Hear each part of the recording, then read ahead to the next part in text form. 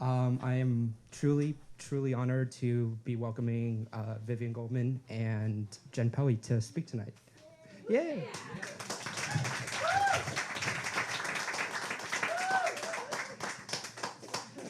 So I'm not going to be able to do Vivien Goldman's biography justice, but suffice to say, Vivien Goldman is a living legend. She was one of the first people to document the nice punk and post-punk scene for the likes of NME, Sounds, and Melody Maker.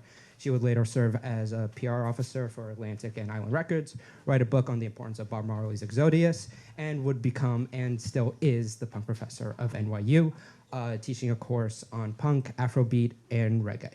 Her new book, Revenge of the ShePunks, out on my alma mater's press, is a blend of interview, history, and her own personal experience in the scene. A look at punk's past and present, its danger and impact, through the woman who actually made it dangerous and understood its impact. Joining her is my very, very good friend, Jenn Pelly, a writer here in New York. Her writing and reviews have appeared in The New York Times, The Guardian, NPR, and of course, Pitchfork. She's profiled the likes of Jenny Lewis and Kim Gordon, and was one of the few people to review Vivien Goldman's old solo records when they were reissued.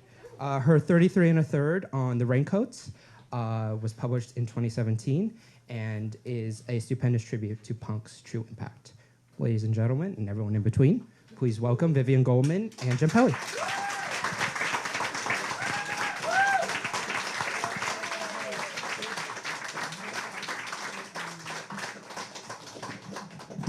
So happy that everybody's here for the birth of my new 6th book.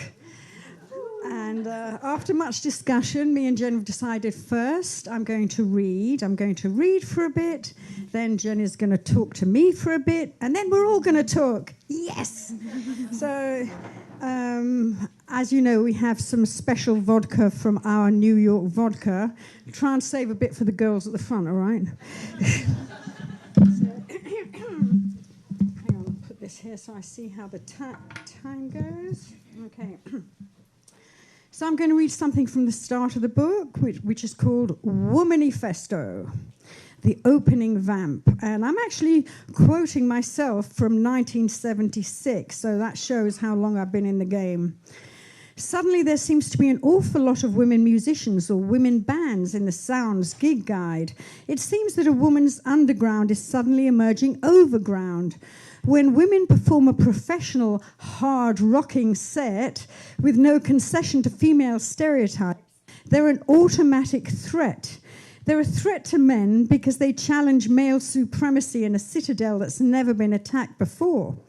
They threaten women who perhaps never dared acknowledge that they want to be on stage doing the energizing instead of watching their boyfriends do it in passive admiration. Little did I know when I wrote those words that I'd be standing here still vibing about punk and even performing music. That was not, who knew? And then I have another little quote from my mentor, Jane Cortez. Where are you going? Where have you been? Question we all ask ourselves. In my case, it all began with glitter. My love of glitter started even before David Bowie, shaking those clear amber plastic maracas seamed with flecks of gold in a percussion dance set named after the band leader Victor Sylvester. The scene is set in northwest London, early 1960s. My father, Max, plays his violin. Big sister Judy's on keyboards, that is, our piano. Myself and middle sister Susan hold down the percussion and sing. All 3 of us girls do. Judy now says I had it easy because I was the youngest and she fought the battles to stay out late. But looking back, I feel like I was always the one being told what to do, except for when we were singing. Then it was understood that I was the one who heard the harmonies and could tell them the notes. The trip to writing this book really began in 1975, writing the above article on women in rock for Sounds. The feisty underdog Punk Rock Weekly had just joined as a writer. And now here I was witnessing this strange apparition, a long-haired guitarist in jeans, who, as I drew closer, I realized was a woman! That's what it was like, actually. It was a bit of a life-changing moment. Playing power chords. I had never seen a girl play on stage in a band before. The shock was such that I had to talk about it with my colleagues at Sounds. And so I published my first Women in Rock story, which, as you can see, would not be my last. Pop and rock had only really existed for a quarter century, thus making it very easy to become an expert. It would have been hard then to imagine that I would turn out to be a music lifer. Despite its punk identification, Sounds was typical of the world of work in the London music industry. Even when I had manhandled my way to features editor, conducting editorial meetings meant dodging a barrage of attempted gender/career genocide.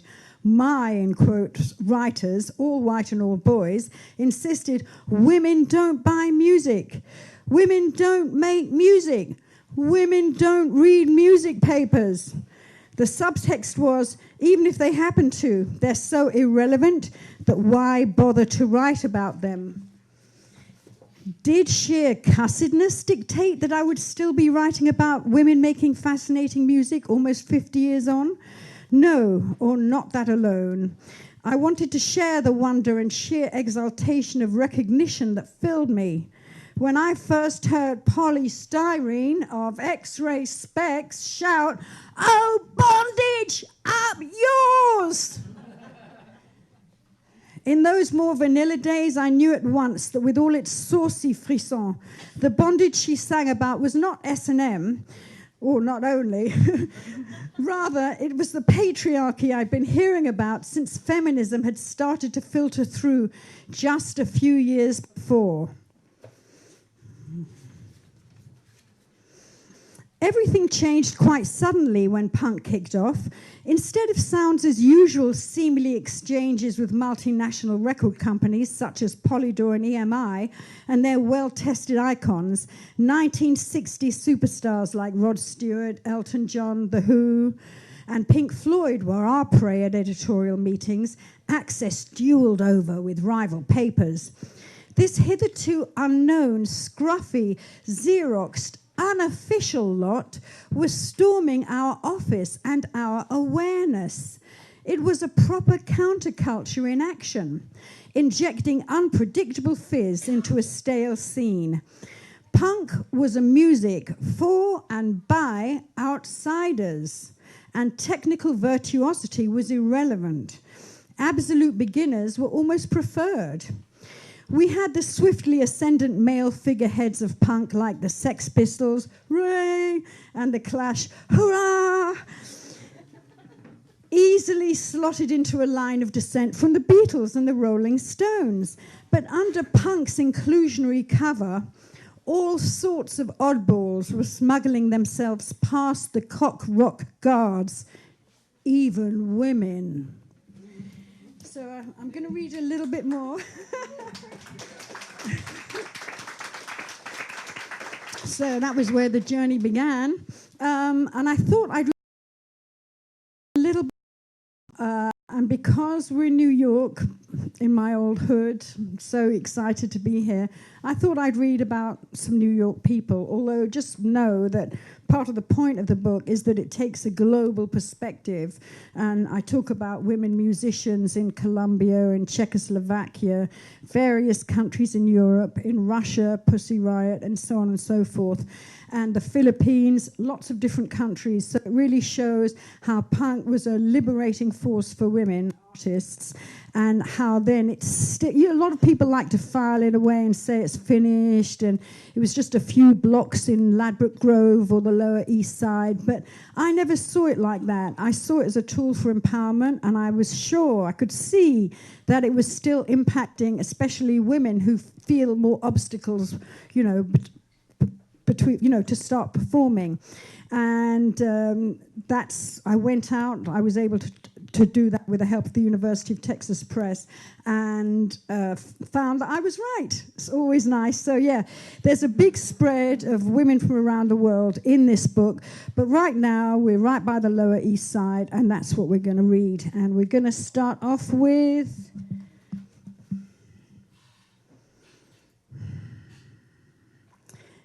independent and feisty to the bone. That was the default position of UK ShePunks, in parallel to the scrappy attitude of the boys.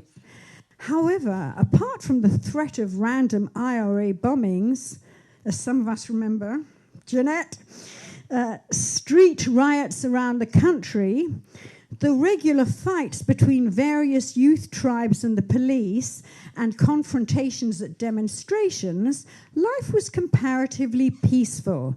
Or at least it wasn't like a rerun of a vampire movie, as scenes in the Lower East Side sometimes appeared to be.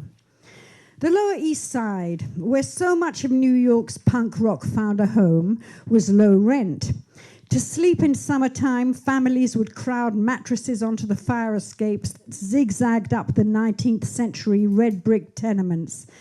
Little electric fans from the 99-cent store couldn't defeat the stifling heat, even after dark. Lower East Side nights back then, pre-gentrification, were less innocent than those of UK punks. While Brits might run the gauntlet of racists or other hostile youth gangs or the police, getting home after a gig for most young punks meant staggering onto the top deck of the last late-night bus, maybe scoring a snog on the back seat. Does everybody know what a snog is? Okay. But after, say, 1 a.m., many of the underlit blocks in the Lower East Side, some of which were squats, actually were scary, unless you were looking to score heroin, and even then. Burned-out buildings, often suspected to be landlord insurance scams, had left the area almost as scarred as London after the Blitz bombings, and the downtown Pleasure Dome often sheltered too many real downers, figurative and literal. A good number of punk artists flirted with and were made mad or dead by heroin. Arguably, its use was falsely glamorized by its association with artistic heroes such as writer William Burroughs and jazz musician John Coltrane. However, with the scare factor of jonesing junkies and vicious dealers, was the way that New York was also more art conscious than other punk centers, including London. I think we'll all agree with all of that, right? Yeah. The presence of Andy Warhol's factory and its works canteen, Max's Kansas City Club near Union Square, was still perceived as setting a creative gold standard even after the artist's death. Like so many of their peers, the Bush Tetras, we all remember the Bush Tetras, too many creeps, we're drawn to New York's art scene from elsewhere. Friends Cynthia Slay and Laura Kennedy both dropped out of art school in Cleveland. I came to New York to have a career in art, says Slay. I landed in the East Village and Soho when there was a lot of really cool music. Explains guitarist Pat Place. I came to New York from Chicago in 1975 because I was interested in performance and conceptual art. Basically, I crossed over from art when I met James Chance and joined the Contortions. After the end of that twisted neo-jazz ensemble, the friends and jamming partners were soon reconfigured as the Bush Tetras. Those were the days, Place laughs. It couldn't happen now. When we started in 1979, things were very different. Living on the Lower East Side, you could have a little job and play music the rest of the time. So rings very vague, distant bells, right? But not exactly. Okay. The first verse of the song that came to define them, 1981's Too Many Creeps, was written by Place in the ticket booth at the Bleecker Street Theatre, where she and Kennedy worked. She laments, "We were freaks, and we would get hassled if we left the East Village, and even there." To some, the girls cut an intimidating figure. We were pretty sassy, and people were scared of us. We were attacked and had a hard time, Slay says. With our short haircuts, people could not figure out if we were boys or girls. I just don't want to go out in the streets no more, quoting their lyrics, because these people, they give me the creeps. I don't want to. Too many creeps. Snotty, bratty, and undeniably cool, the vocals dripping disdain over a ripped and torn rhythm. The track had an irresistible bad girl's attitude. They scored a deal with indie label 99 Records, run by Ed Ballman and his partner Gina Franklin, out of a basement record-cum-clothing store at 99 Bleecker Street. Thus, the Bush Tetras became part of a community that included bands like Bronx Future Funk Queens ESG, mass guitar symphonist Glenn Branca, I'm sure a lot of you remember him, and indeed this very writer, me, myself, and I. The Bush Tetras' rise was precipitate. In February 1980, Kennedy Place, Slay and Depop opened up for 8 I Spy at the Cozy Tier 3. Then, just days later, they were opening for far better-known groups, the Feelies and DNA, at a significantly larger venue, Irving Plaza. Slay was so shocked she forgot to turn up her guitar, but Place played extra forcefully and no one noticed. The Bush Tetras were acclaimed as among the most progressive of the New York post-punk bands. Theirs was a small world whose music rang loudly in the ears of eager international music fans. Their domain consisted of this very hood. The blocks below Manhattan's 14th Street, above which was considered nosebleed territory by scenesters. Experimental, edgy, and confrontational, spiked with their local New York funk, the Bush Tetras fit perfectly with British bands like the Delta 5 and the Gang of Four.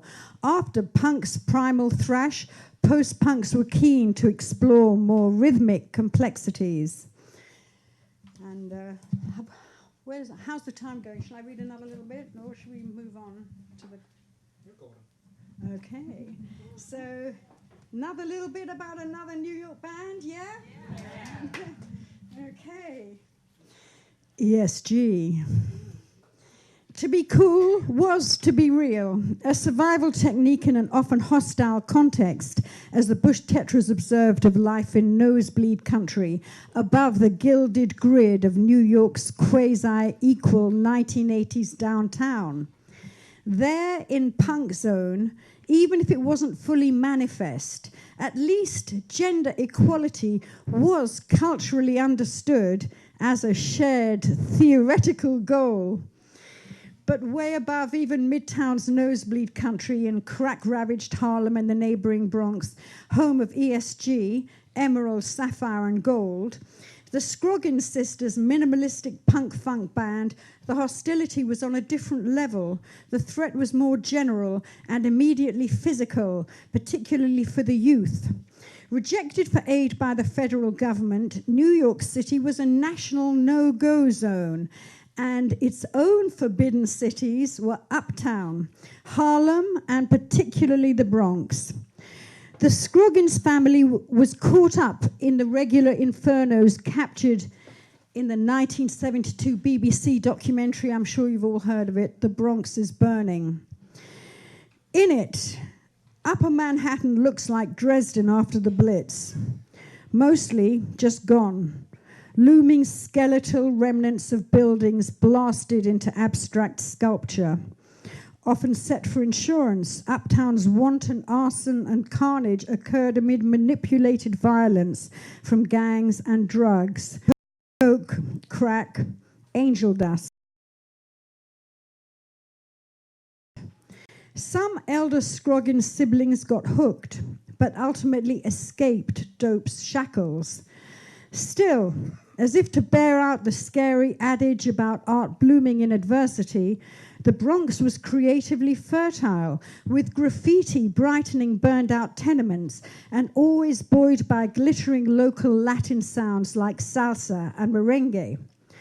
DJ Africa Bambaataa was forming his Zulu nation, spreading ideas of positive tribalism in the dawn of hip-hop. Amid the devastation, rebirth. It was a propitious moment for ESG as messengers of a new polyglot aesthetic to build their sonic bridge, nonetheless, a properly dangerous one.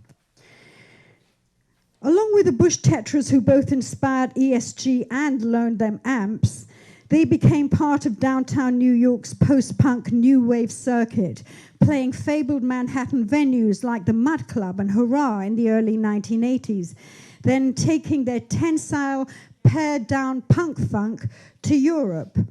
As literal sisters, black girls, ESG were unique in their generation, the insufficiently sung foremothers of other groove-bending post-funk punks like London's Big Joni and Skinny Girl Diet in the mid-2010s.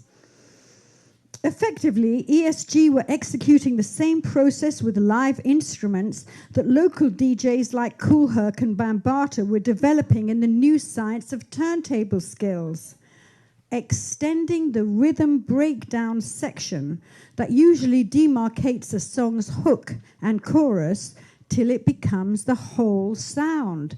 The side dish becomes the main course.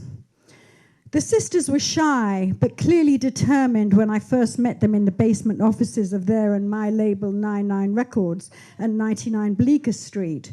Label boss Ed Bauman was their manager. The ambience was cozy, maybe because the shop was quite dark.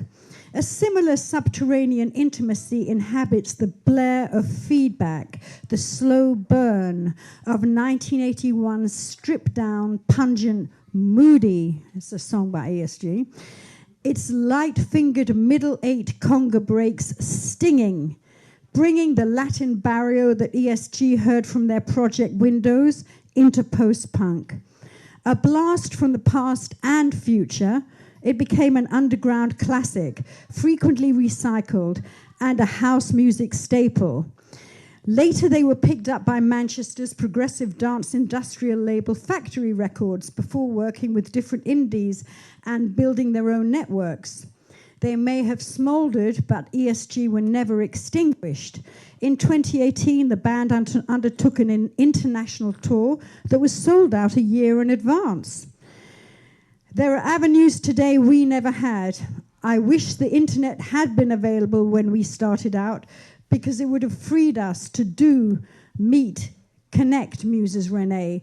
We never had any contracts with 99 Records. It was a big financial screw-over. We were just young kids from the Bronx, happy to make a record with Factory when they asked us. Okay, so I'm going to read a little.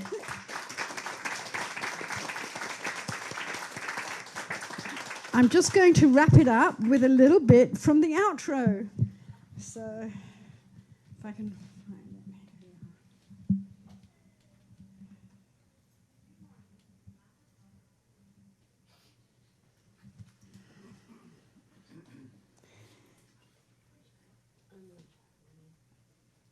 Okay, just this little bit. The devolution of the old school music industry, and this picks up what Renee was saying from ESG, in part because of its inability to cope with the internet's ready access, has been a goddess-given game changer for women.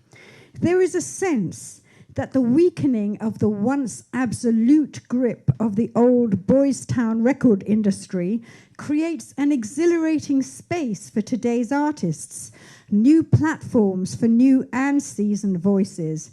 As ESG point out, with the old empire crumbling, a more viable environment has risen. But how to seize the fiercely fought-over space, beyond being brilliant, of course, sisterhood of all sorts will absolutely help. And I'm looking at all the sisters in this room. Thank you so much for coming out. Good run, Adriana, Jenn. Yeah, in fact, sisterhood saves. And Cameron, from wherever she is. Yay, Cameron. She's here all the way from Texas, from the University of Texas Press, to give us, yeah. If everything were to be stripped away, electricity, the internet, our phones, what would remain? Only the fundamentals. Even then, I am convinced that there would still be a bunch of wild women sitting on rocks in the dirt, and there's Bobby, another sister, sitting on rocks with Bobby in the dirt around a fire, banging sticks on stones and singing, Oh, bondage, up yours! And amid the grime and the grit, there will be glitter. Thank you.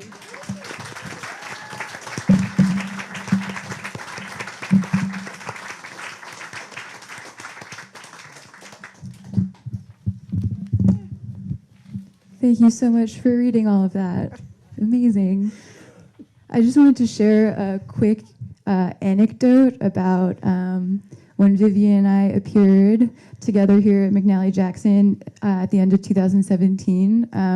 I was releasing or launching or whatever a book that I wrote about the raincoats, and at that point I was so like awkward and shy and nervous and couldn't talk in front of people, and I had invited Vivien and a few other of my friends to read at my book launch because I wanted them to read, but also I didn't want to read. So I was not planning on reading at my own book launch. And Vivien was like, "You're not going to read? That's ridiculous." She was like, "You have to read." She's like, "You have to get used to it. Like, this is your life now. This is your job." And she pulled the book up and she like flipped through some pages and she was like, "That looks interesting. You're going to read that." And I was so grateful because I really needed someone to kind of be like, snap out of it. Like, just get used to it. This is what you have to do. And Vivien also took me to Jackson Heights and picked out a perfect black dress for me to wear at all of my readings. So I got to wear that dress when I went on my book tour and think of that very practical advice every time I did a reading. So sisterhood in various ways, even dresses. So thank you. Sweet. And all true. Yeah, and so I really wanted to I want to ask you about the kind of the global kind of structure of an approach to the book. But when you were talking about all of your label mates at 99 Cent Records, it made me think of well, I first heard Vivien's music, I guess, around 2011 or something. Someone sent me a Mediafire link to download Private Army's Laundrette single, and they were like, "Pelly, you have to hear this, it's gonna blow your mind." And I was like, "Wow, yeah, it blew my mind." And then I bought a copy of one day, like a few years later, of the vinyl for like $100 or something. Wow. And I remember pulling the insert out, and it was like a 99 Cent Records advertisement, and it had insert, and it had you and ESG and the Bush Tetras and Glenn Branca, and I was like, this is a work of art. I like framed it and hung it at my house.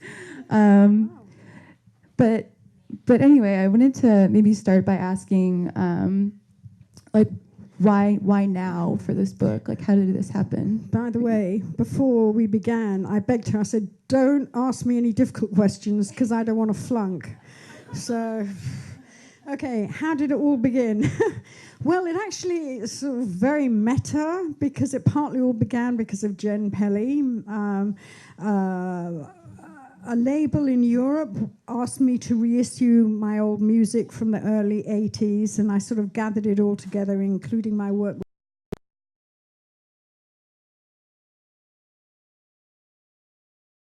and my work with my duo in Paris, Chantage, with Eve Blois. And then, that was very nice. And, I mean, I hadn't forgotten it, but I think in general people had forgotten all that music. So, except for some weirdos in Europe, like the guy who asked to put it out. So then Jenn is one of the people who really picked up on it, and it got included in an article in Pitchfork, 33 feminist songs to reckon with, And then I wrote something in there, and then the University of Texas Press contacted me and said, would I like to write something about women and punk? And I said, it's been a sort of lifelong concern of mine, so in that sense, yes. But on the other hand, what do I want to say at this point in time? I just didn't want to recreate, even though the story is not even that familiar, I wanted to see where it was at now. I'd noticed this seeming disconnect, when Riot Girls began. It seemed like a lot of people in America weren't aware of our work in Britain, where there'd been a very vigorous scene in the late 70s, early 80s.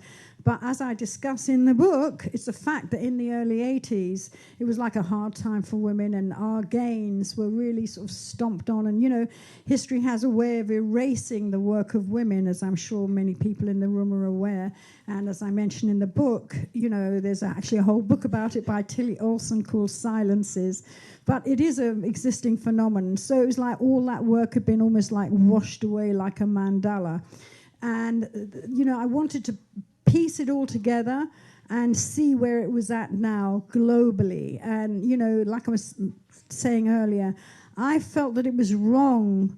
I felt it was so easy to dismiss the work of the girls, okay? You're not meant to use the word girls now, but I actually like the word girls. I enjoy being a girl, to be honest, to quote the old musical, so I'm still using it. So that was my ambition, to fill in the jigsaw and to see what was going on now around the world, and if punk really had done this work of empowerment that I sensed and had somewhat seen was going on. And I think, you know, do you think it's true now when you've read the book? So you see that, yeah, punk has been an engine for change and female empowerment for, yeah. Well, I know it's true because I feel like there's so much stuff, there's so many details and like anecdotes and stories and even just, you know, artists that I learned about from reading the book that share this very specific like belief and sensibility and like way of thinking about the world that as a girl who has always, I mean, for most of my life felt very like galvanized and emboldened by punk and what it is, like it's clear that this is this feeling that like crosses generations and continents, and so it's just really powerful to have it connected or collected in a book. But I think it's even like when I was first coming across some of your writing that is harder to find, when I was researching the Raincoats book, I was like, I can't believe that these pieces exist, and I didn't know. Like, I feel that way a lot of the time when I find feminist music criticism from the 70s and the 60s, but I remember finding the profile that you had done of the Raincoats from 1979 and the interview with Patti Smith and like your columns about punk from, is it Melody Maker or Sounds very, very early on, kind of like talking about what people were getting wrong about punk even at that moment. It felt like so vital and like stuff that I had thought but didn't know that someone else, like, you know, 40 years earlier had been thinking that all along.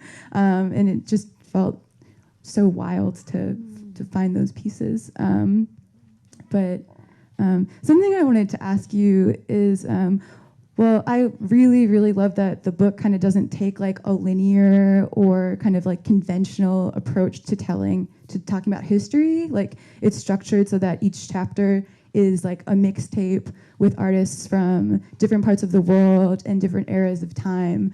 And I think it's really cool to kind of put like history and like different parts of the world in conversation in that way. But it made me wonder, like, do you remember when it started to become clear to you that punk was a global phenomenon? Like, do you remember kind of like maybe the earliest time you realized that that was true? Well, when the man who founded Rough Trade, Jeff Travis, was my roommate. So, I mean, at the time, they had bands from France and Switzerland. So I suppose I always knew, you know, and then I heard about other people from Asia and so on. So I just sort of set out to round people up for the book. But yeah, I think I always knew that, you know, because why punk? You know, because punk has a sort of low barrier for entry.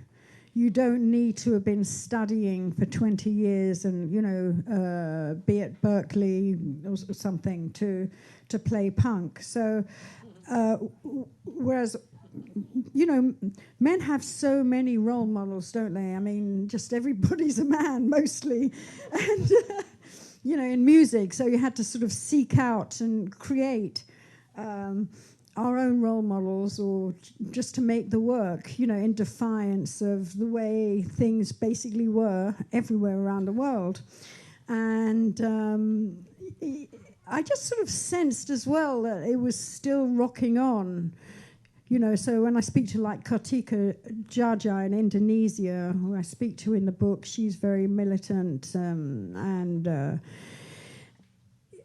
it was no surprise to me. Some of the people, it's true, I went out to just sort of prove a thesis that I had in my head, and I found that it was true all over the world.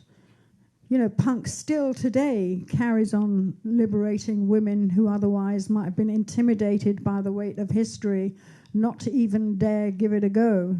And punk just sort of opens that door, says, yeah, you can do it. Come on, grab that guitar, bang those drums, do it. That's punk. Was there any other particular reason you felt like it was particularly like punk or liberating to frame the book the way you did, like rather than starting in the 70s and kind of ending in 2019, but kind of like mixing it all up and putting it all together? Well, to be honest, that thematic approach is the way I look at life. It's something to do with the way my brain is structured. I did a previous book called The Black Chord with the photographer David Corio, and that also breaks things down laterally. It's actually just the way my mind works and not wanting to be bored. And also, it's all like all sorts of editing, whether it's visual or whether you're doing a book, it's all about how you slice the cake, isn't it? You've got this information, it's like dough. How are you going to bake it? So I really did sit down and think of what were the concerns that connect us all, as women as well as humans. And this is sort of what I came up with was, girly identity, who be me? Money, are we our stuff? Love and unlove, busting up the binary, and protest, woman the barricades. This was my feeling, about what concerns us, what binds us and connects us over the years and over the continents. Yeah, I feel like something that I really love about that way of structuring it is like you have, I was just looking at part of the book earlier today where like on one page you're talking about Volpes, the Spanish. Did I pronounce that correctly? Los Volpes. Yeah, yes. yeah. Any Spaniards here who remember Los Volpes? No. Well, Los Volpes was Spain's first female punk band. No sooner did they start than they were banned. Yeah, that's what happened. Yeah. But it's kind of like a look at like their single that they put out, which is about kind of like jerking off in bed and like wanting to be a slut and like fuck the man, and then 5 or 10 pages later you have managed to trace it to like Lemonade by Beyonce. And I think in a way it's kind of like incredible to see how those like germinal punk ideas are still kind of have managed to reach the highest level of pop culture, or at least you could see it that way. No, and I do say when after this sort of journey of writing this book, which was 2.5 years on top of all the years living it, and I was trying to think, what's it all about? What's it all about? I realized it really, so much of it was about sisterhood and community. And then actually I do talk about Beyonce at the end, because, it's ironic because we think of our political artists, they've got to be very underground and so on, and nobody can know about them. But Beyonce is one of our most political artists, and you can't get bigger than her. She obviously does embrace her punk aspect because she had that alter ego, Sasha Fierce, but also her and her sister, they stick together through it all, they make it clear. So I think that's as inspirational as any song she's done, When you were first starting to write about punk, did that idea like ever occur to you that this could be like a way of thinking about art and music that could ever apply to like the most famous person in the world? I don't know how much we kind of thought ahead, really, to be honest. I think we were just sort of living it, and it was took every ounce of energy just to be living it. There were a lot of obstacles put in our way. even though this was the first time women had got a chance to step forward in music. I mean, this is partly why I wrote the book, you know, because I started working just because I'm sort of a lunkhead and I wouldn't listen to anybody saying no, and I was just interested in music and writing, and there was this material there, you know, music, and there was these various music papers. But when I started out, it's like there weren't any girls, hardly. After I started out, in the early 1980s, we started to have bands like Kid Creole and the Coconuts, and we have a Mama Coconut in the front row, Adriana Kagi, the Queen of Stream. Yeah. But when we were starting out, there really is like, I was lucky, I interviewed Gladys Knight of Gladys Knight and the Pips, you know, but there was hardly any girls. There was just no women. It was just I usually alone with my mate Caroline Coon often. That was it. And then suddenly, with the punk, you just did start to have more women. And, yeah, I started to have posse. Jeanette Beckman, you know, started to have posse in the world of punk. You know, I dread to think what I would have become without punk, and that's the honest truth. Yeah, that's why I'm here now. Has your, do you feel like the way you relate to punk has changed over the years? Like, what does it mean to you now? Yeah, and it was changed because, you remember I said in the bit I read out loud when I started, it was really dead simple. There was like, I started in the mid-'70s. When did pop and rock begin? I mean, say with Elvis, I mean, we can trace it back to the drums, you know, but if we're going to be realistic, pop and rock started what? With rock and roll in the 50s. So there wasn't much. So I have to say my father was a classical musician, slight digression. He could just, Vivien, in his heavy German accent, why are you wasting your time with this pop music? You should be doing the classical music. And I would be saying, you know, but Daddy, one day this will all be regarded just like classical music. It didn't go down that well with the chicken soup, I have to say. You know, but we didn't, who knew that all this pop thing was going to carry on and grow and grow and grow to where it is now? So yeah, I've had to take a little distance from punk because punk has become a genre, hasn't it? But at the same time, I don't feel it's a genre that is under plastic, you know, that is shrink wrapped. I feel it's a genre. Some people like to say that, you see, and it sort of, I don't agree with them. And I sometimes think it's partly, again, a way of dismissing women's work. Perhaps not, you know, not to be paranoid, but you know, but I sense that because of its immediacy and its simplicity and you know its go-for-itness, that punk would continue, you know. So I didn't really necessarily expect it would all become such a big industry. I went not long ago to Seattle, to the Museum of Pop Culture. I was just sort of gobsmacked because from being a sort of scrappy backstreet thing, now it's there in a museum, you know. So, yeah, it's an industry and punk is part of it, and punk is still like a liberating trigger. So, yeah. And do you feel like the process of writing this book taught you anything about the music that you love? Yeah, I mean, Stanley, my friend Stanley, my fellow scribe in the front row, he has a word he likes to use, Sitzfleisch, which is a German word meaning, you know, the ability to focus, just sit on your bum, just stick with it. So, yeah, it taught me something about Sitzfleisch.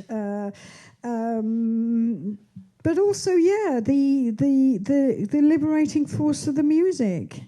And when I started it, you know, I felt that I wanted it to be a sort of glorious cacophony of often even conflicting views from all sorts of women artists. And this is, you know, how it turned out to be. I mean, the women don't all think alike. There actually is the artist from China who's anti-abortion, which is very unusual, you know, in punk world. But no, she feels that. And then there's a black British artist in there who's like, don't file me along with the African American scene because so much is separatist, and we in Britain are multicultural and we're really into it. I love my white aunties and I wouldn't, want my family any other way. So yeah, we get all sorts of voices and arguments in the book. Yeah. I love the phrase glorious cacophony. That kind of like brings it all to life in a different way. But it also made me think like something that kept coming back to me while I was reading the book and learning about like that artist from China with very unexpected perspectives, and musicians from like Jakarta and stuff. It's just like, well, you mentioned that you used to live with Jeff Travis, and that's how you learned about some of the early punk from around the world. But like I found myself just wondering as I was reading, like, how does Vivien find out about music? Because there's just so much of it. Like, yeah, I mean, I would imagine, Jen, probably you're the one to ask about that. I bet, you're probably hipper on news sites, or Jolly, who's filming in the front row. Jolly of better badges, a punk avatar himself. He's filming this for Punkcast.com. Partly, I followed my intuition. Like, I thought, where is likely to have a great girl punks? And I love the country of Colombia. I was lucky enough to get to work there a few times, and I love the cumbia, cumbia, cumbia, and the vallenato. But there's so much going on, as we know, in Colombia. I thought, I know in my bones. And I found this amazing band, Fertil Miseria, who are so moving what they say. But yeah, I did sort of nose around and say, is there a fantastic Colombian women punk band? And there was this group, Fertil Miseria, whose work is extremely powerful, and they closed the book. I mean, you can't get more intense than them. Yeah, so yeah, I was followed. What I didn't already know, I sort of dug around like a journalist. Yeah. RESEARCH. Well, I feel like I could ask questions endlessly, but maybe if I have, David is saying. Yeah, maybe if I have, I'm just gonna ask one more question before I open it to everyone else. Yeah. But so in the quote that you read at the very beginning, it opens the book. You talk about how threatening the women are that you're writing about. So I was wondering, like, what do you think it is about ShePunks, or like the spirit of ShePunks, that remains so threatening? It remains threatening to people, who have issues. If people are strong within themselves, the guys, the gals, no, it's not threatening to them. It's only threatening to people who just want to hold on to a very reductive view of the way it's always been in the patriarchal society. Otherwise, it's there to be embraced. Yeah. True. Does anyone have any questions? Over to the gang.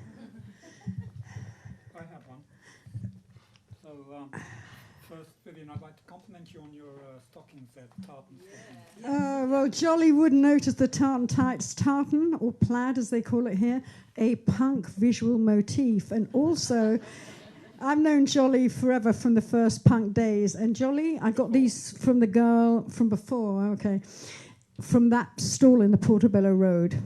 That's all I'm going to say. You know that stall in the Portobello Road, yeah. So, yeah. And then, too, I'd like to say that a good place to find out about bands is the Typical Girls list, which is... Oh, yeah. Shouts out Typical Girls. From email to Facebook, which is there. But my question is... Typical Girls list. What is different about the way that... He's going to ask me a hard one. Female approaches music. And looking back at the beginning, did they have an advantage of having somewhat of a blank slate because they didn't have to follow the rock and roll so much? And I'm thinking specifically rhythmically, and I think to me one of the most revolutionary musicians is Palmolive, rhythmically. Palmolive, the original drummer from the Slits. And the Raincoats. And the Raincoats, Palmolive. Wish she was here now.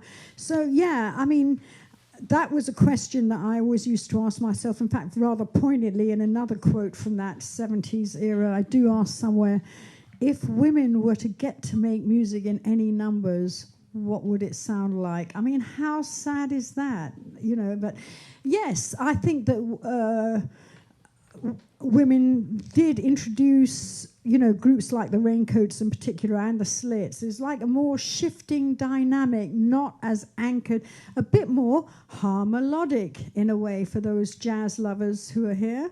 You know, more of a shifting flow.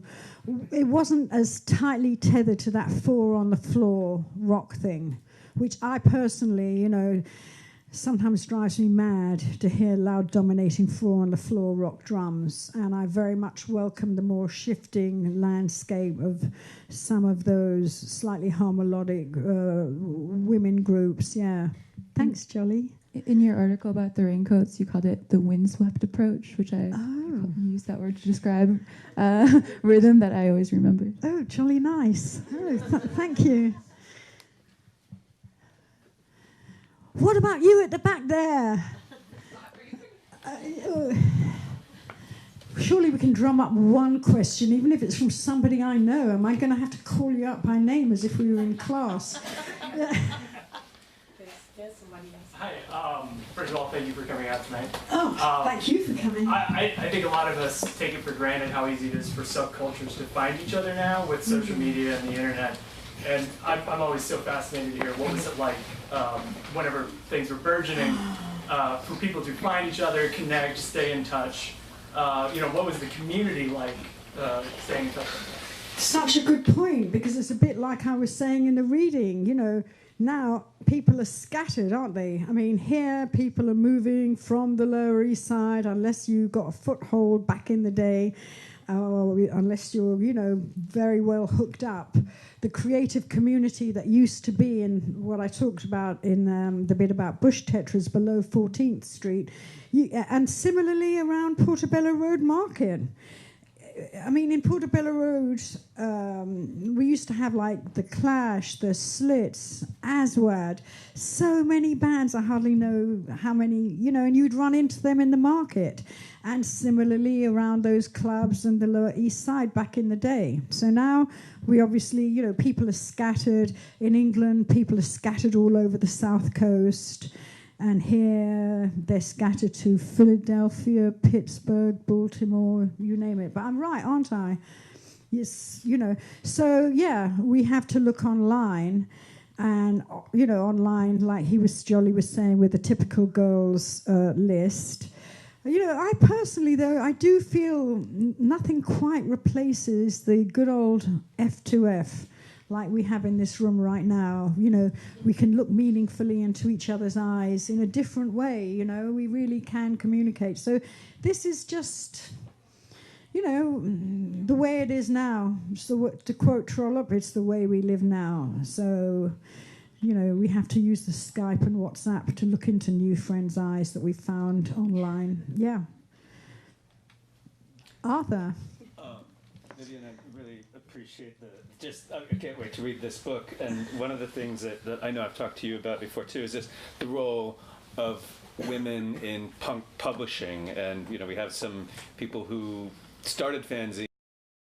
Stella Kramer. Like Stella Kramer of Stellazine. And I think about people like Miriam Linna from, you know, now has Norton Records, but she had, you know, Kicks magazine and what was the other one? Bad Seed and, you know, V Subversa and the Poison Girls with the Impossible Dream fanzine. And I wonder if from the role of a first-hand observer at the time, if you noticed, was there a special place in the kind of the world of fanzines and DIY publishing for women? Or is that just something I'm kind of projecting?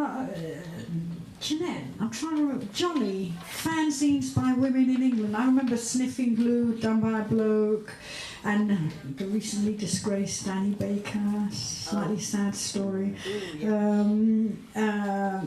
Yeah. In general, it created a space. So, as I said when I was in the reading, you know, women could rush in. So, yeah, it created that opportunity. Jeanette.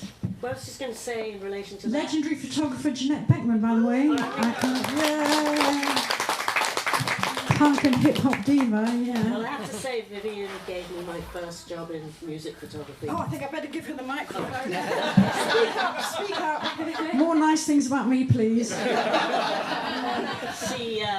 My first job was ever in music photography was to go and take a picture of Susie and the Banshees, commissioned by Vivien. I had never photographed anybody in music before, so true punk photographer because of Vivien. So I'm a bit of a fan, but you know, in relation to what Arthur was saying, I mean, back in the day when we were working on these music papers, there were no women. No. I mean, Vivien was really, there were you and Julie Burchill, I guess, and Caroline Coon. There were very few women writers and women voices, and Vivien is such an incredible writer, and she has a very specific way of writing, which makes, I don't know, we went on many jobs together, Earth, Wind and Fire, and various reggae bands, this, that, and the other. But Vivien has a very intimate way of writing about people that I don't think, I hate to say the female gaze, but I'm just going to say it. And I don't know, what do you think? I'll pay you later, JB. Yes. But you know, it's different. It's a different way of writing. And it was very rare and, you know, very precious. Someone needs to liberate those fanzines so that we can all read them. I just wanted to talk from the perspective of the West Coast, where I started Stelazine, for example, back in the late 70s. There it was you either had a band or you did something else, you know, and so for me it was like, I'm not in a band right now, okay, I'm writing about all these things, I'm going to just start publishing, because it was cheap to do. It was another one of these DUI things. You didn't have to have any ability to know about publishing or anything. You could just do a Xerox mag. You know, so on the West Coast, that was sort of what it was about. You know, if you weren't in a band, you were doing something else that was like a corollary to the music, supportive of the music. And in terms of what you were asking about people keeping in touch, there was a line that went from LA up to Vancouver, Canada, where bands would travel and play. And that's how everybody got to know about other bands, to keep in touch, because you would travel down to those cities, they would travel up to your city, and that was the way people came and got in touch and learned about music, and then you'd learn about other bands that you didn't know about from these people. So it was a little different out on the West Coast. Yeah. Because in the East Coast, in New York, it was New York in those days, and that was pretty much it. Yes. Well, no, there was DC, sort of. Yeah. I just shout out to two girls from New York, which is Nancy Breslow had Short News, which was a very early, influential sort of one-sheeter in the city. And also the girls from Luscious Jackson, Gabby and so on. When I first came here in 1980, they were running a good fanzine here in New York. Yeah, that's right. What was that We called? love Luscious Jackson. Yeah. Question in the back. Do you think that the goal of women in punk has changed at all, or do you think that it's still the same goal? I mean, were the bands who were fighting for respect, for equal rights, for stage space, for foot space in the 60s, 70s are still fighting for the same things today in the 21st century? Or do you think some of that has shifted, or what do you think it would take to accomplish these goals? Yeah, interesting point. The singer of the Au Pairs, Leslie Woods, in this very book, the Au Pairs were a very political punk group, and she says that if she was starting out nowadays, she wouldn't really be thinking about feminism. She would be thinking about issues like immigration. You know, she mentioned it. In fact, she's become an immigration lawyer. She points out that when we started out in the mid-70s, you know, if a woman was being beaten by her husband, she had no legal recourse. My big sister Judy is still fetching at me. She was like, yeah, when I started out, we weren't even allowed to buy a house. A woman couldn't buy a house. You had to have your father or your husband sign for you. So Leslie Woods from the Au Pairs feels that those battles are comparatively won to such a huge extent that she's not even so much worried about feminism as she was in those days.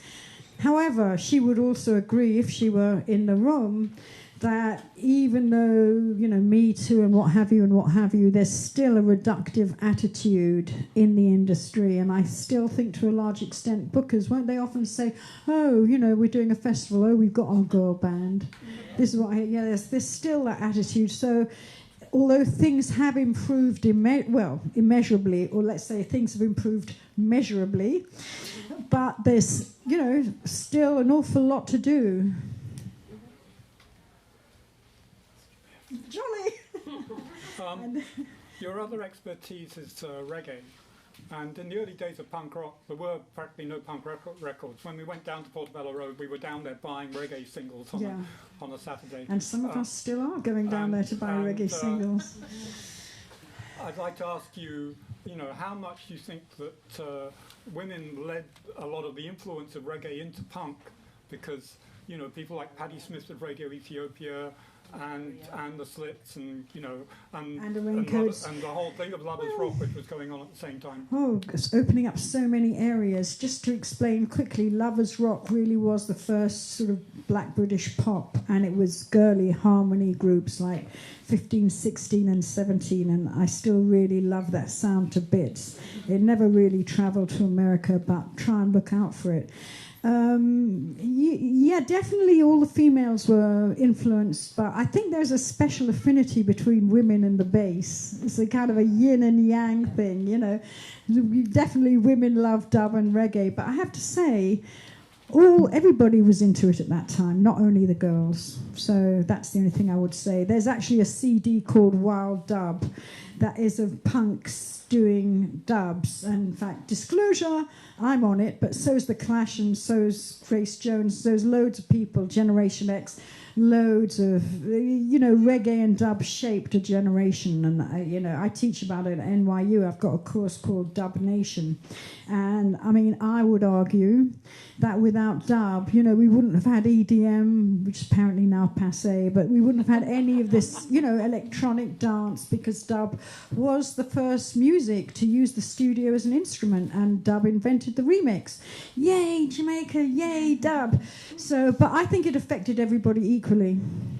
This is just kind of an aside, but I remember reading something about the Slits once where someone was talking about Lovers Rock, and there's this quote, I don't remember who it was from, but it was the whole point of Lovers Rock was to get girls to the front dancing, and I remember thinking, that's just all right, girl, it's centering the girl's experience.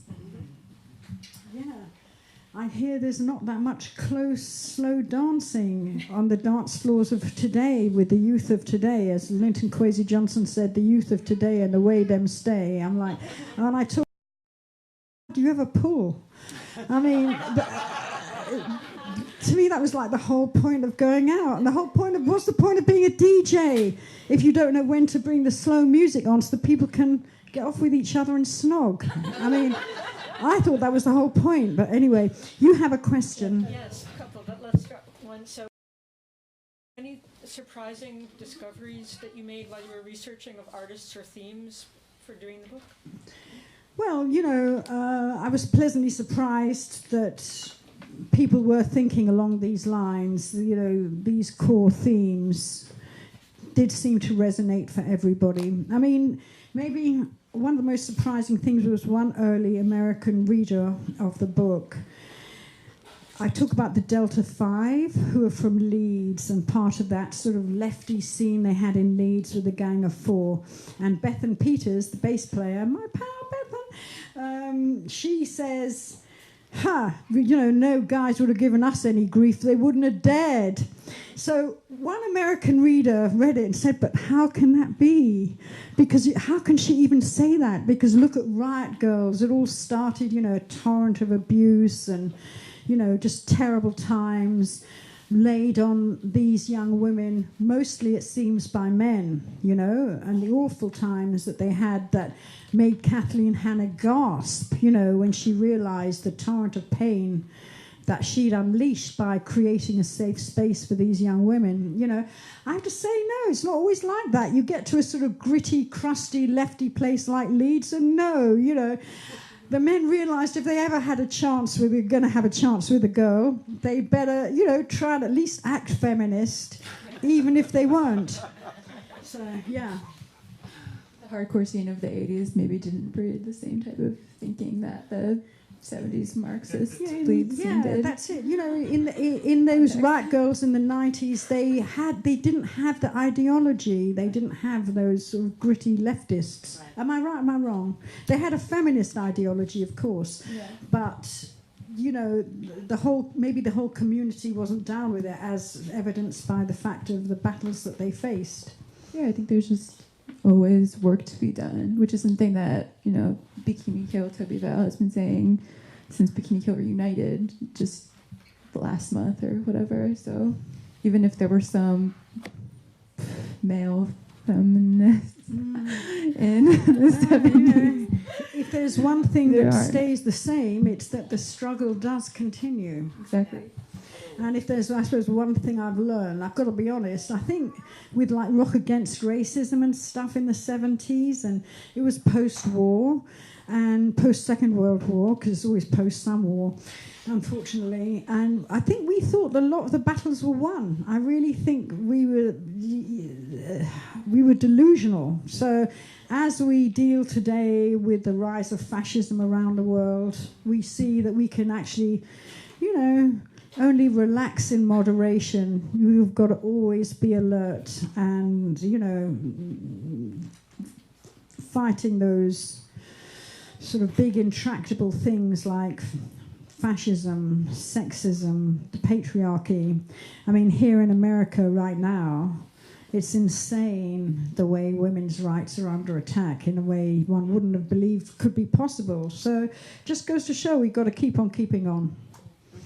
Stay on those barricades, people.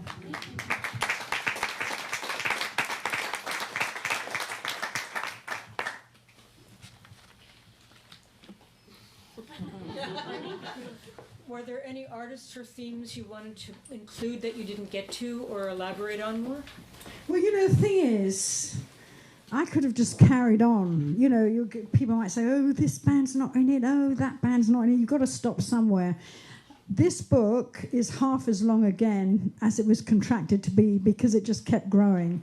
So within the limits of what one can humanly do, I stand by this book. Will there be part 2? Will there be part 2? I don't know, really. Ask me again in 20, 30 years. Ask her to write a real memoir. Collection. What about the half that's never been told, as Dennis Brown used to sing? Okay. Any questions from the left? Dave? Do you think with Bikini Kill reuniting and playing giant sold-out stadiums and ESG playing 1,000 capacity sold-out shows over here, that the world is finally listening to these bands or appreciating them more than in the past? There has been a sea change. Otherwise, Jenn wouldn't have got her article out in Pitchfork that got the ball rolling. UOT, University of Texas Press, of whom Cameron is the representative. There's a market now.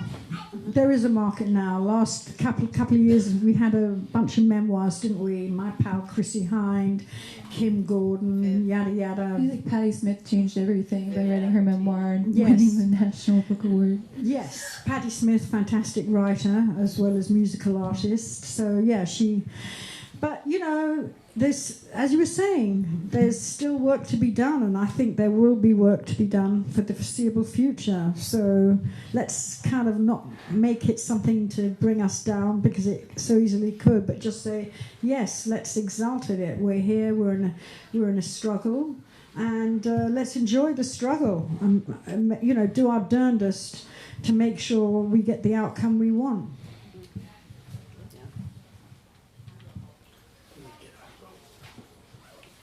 Any other questions? Questions in the back? Lady with blue hair, that's so delightful.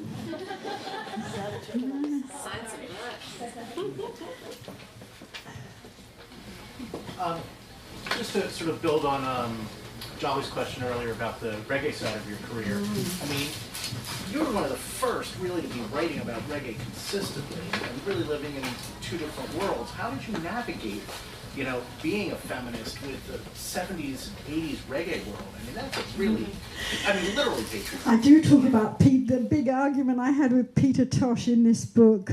Peter Tosh, the great revolutionary, one of the founding original Wailers, and I always remember this interview that I did with him. I knew him quite well. And we were in his hotel room, and there was the great Dr. Alamontado with us. Anybody remember Best Dressed Chicken in Town? Yeah. Yeah. So Tardo was with us, and Tardo was like saying to Peter, "Don't, Peter, stop, she's a journalist." And Peter was going on and on. He was like, you know, and if we were down on the docks, you wouldn't even be able to pick up a bag, but I could pick up a bag, and you know, bag of concrete or grain or what have you. And I was saying, surely this is not the only way to parse what's important about humans. It's not only, you know, how heavy a bag can you lift. You know, there's also some mental involved and so on.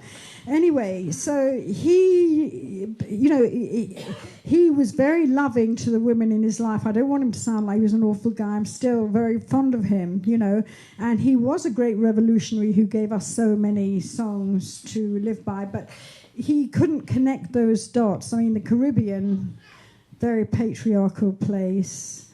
And so I suppose I just used to have a lot of arguments.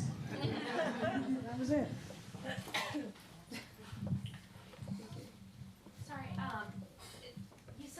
About the last question about Bikini Kill, about there being a larger market for that sort of audience now, and it made me think, like, how do we sort of discern what is punk and what is not in 2019, where it seems like punk and especially feminism has been commodified, and it's something that's like, you know, how do we know what is genuine and what is like a marketing scheme?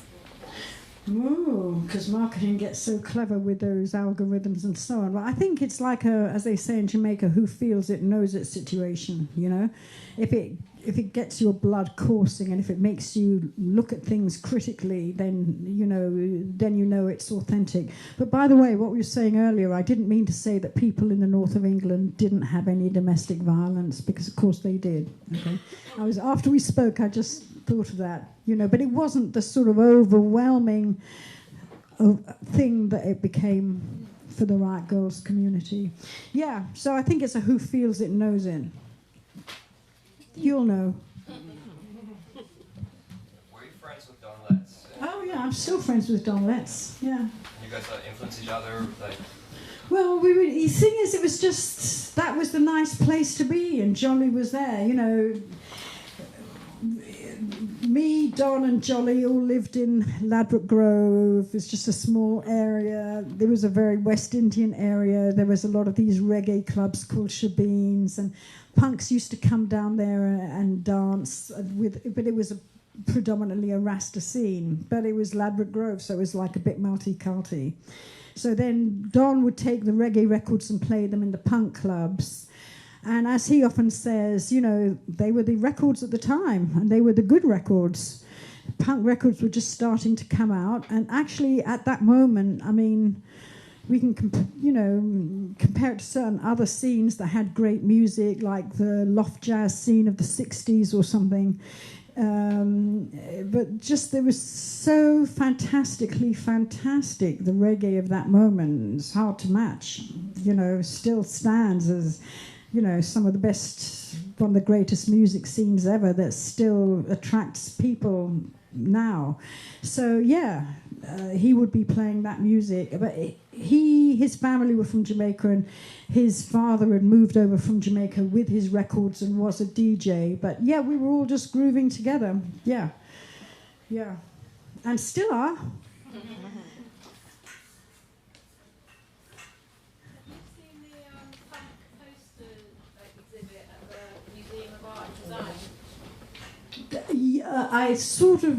Yes, I was speaking there the other day at a Rock Against Racism thing.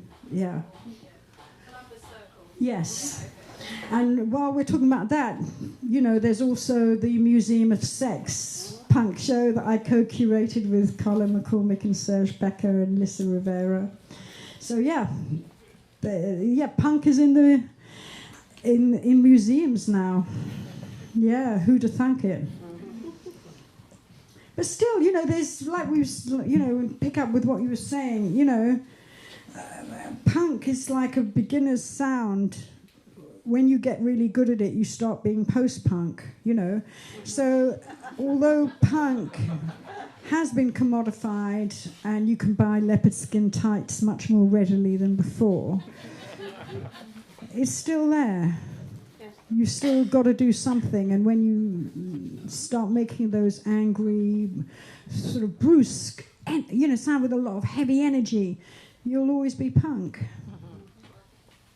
Ready to sign some books? You ready to sign some books? I'm ready to sign books, yes. I brought my pen. I brought my signing pen. So, yeah, thank you. Thank you, Vivien.